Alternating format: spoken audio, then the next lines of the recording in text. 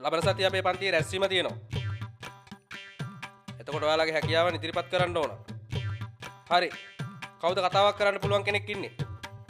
අකේෂි බලලා නම් ටික ලියා ගන්න ඕන. හරි සර්. ඇලන් නැගිටින්න. මේ සර්ටත් වෙන මොකෙක්වත් පේන්නේ නැද්ද මන්දා?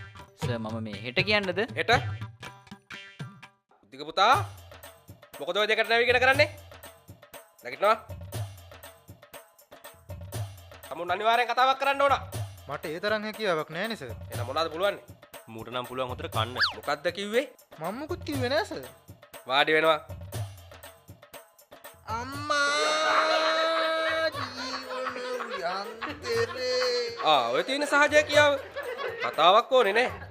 සින්දුවක් මරු. අකේෂි. බුද්ධික පුතාගේ නම දාගන්න.